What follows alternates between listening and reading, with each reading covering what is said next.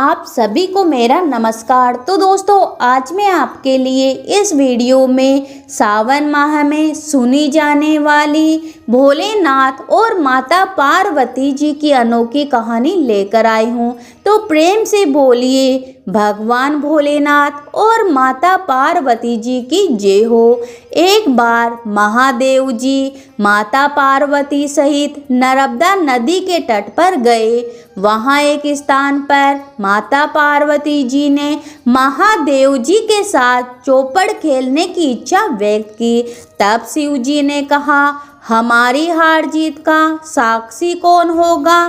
तब माता पार्वती जी ने तत्काल वहाँ की घास के तिनके बटोरकर एक पुतला बनाया और उसमें प्राण प्रतिष्ठा करके उससे कहा, बेटा, हम चौपड़ पासा खेल रहे हैं, किंतु हमारी हार जीत का साक्षी कोई नहीं है।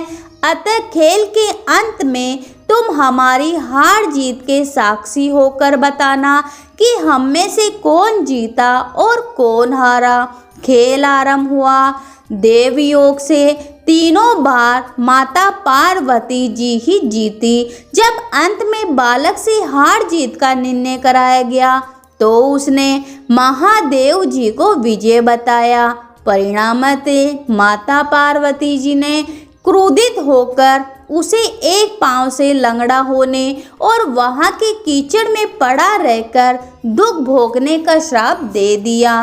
बालक ने विनम्रता पूर्वक कहा कि माँ, मुझसे अज्ञानतावश ऐसा हो गया है। मैंने किसी कुटिलता या द्वेष के कारण ऐसा नहीं किया, मुझे क्षमा कर दीजिए। तब शाप से मुक्ति का उपाय बताइए। तब ममता रूपी माँ को उस पर दया आ गई और वे बोली कि यहाँ नाग कन्याएं गणेश पूजन करने आएगी। उनके उपदेश से तुम गणेश जी व्रत करके मुझे प्राप्त करोगे। इतना कहकर वे कैलाश पर्वत को चली गई।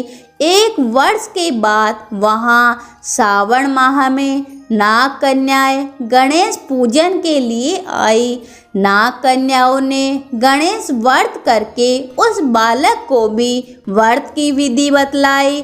तत्पश्चात बालक ने 12 दिन तक गणेश जी का व्रत किया तथा गणेश जी ने उसे दर्शन देकर कहा कि मैं तुम्हारे व्रत से प्रसन्न हूँ, वन वांछित फल मांगो। बालक बोला कि भगवान, मेरे पाँव में इतनी शक्ति दे दो कि मैं कैलाश पर्वत पर अपने माता पिता के पास पहुंच सकूं और वे मुझ पर प्रसन्न हो जाए। गणेश जी महाराज तथास्तु कहकर अंतर्धान हो गए। बालक भगवान शिव जी के चरणों में पहुंच गया। भगवान शिव जी ने उससे वहां तक पहुंचने का साधन के बारे में पूछा।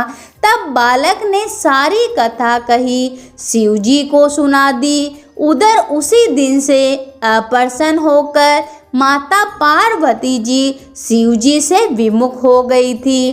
तदुपरांत भगवान शंकर जी ने भी बालक की तरह ही 21 दिन पर्यंत श्री गणेश जी का व्रत किया, जिसके प्रभाव से माता पार्वती जी के मन में स्वयं महादेव जी से मिलने की इच्छा जागृत हुई। वे शीघ्र ही कैलाश पर्वत पर आ पहुंची। वहां पहुंचकर माता पार्वती जी ने भगवान शिव जी से पूछा कि भगवान, आपने ऐसा कौन सा उपाय किया जिसके फलस्वरूप मैं आपके पास दौड़ी दौड़ी आ गई हूँ? भगवान शिव जी ने गणेश व्रत का इतिहास उनसे कह दिया।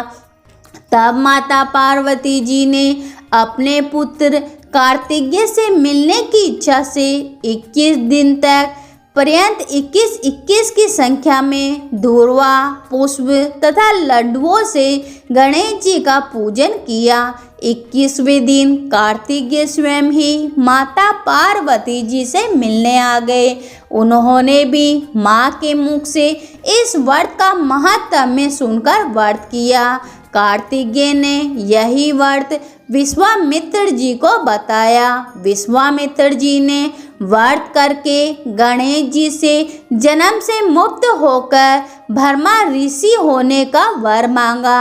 गणेश जी ने उनकी मनोकामना पूर्ण की। ऐसे हैं श्री गणेश जी महाराज जो सबकी मनोकामनाएं पूरी करते हैं। कहानी सुनने वाले, हुकारा भरने वाले सभी की मनोकामना पूरी हो तो प्रेम से बोलिए गणेश जी भगवान, भगवान भोलेनाथ और माता पार्वती जी की जय हो।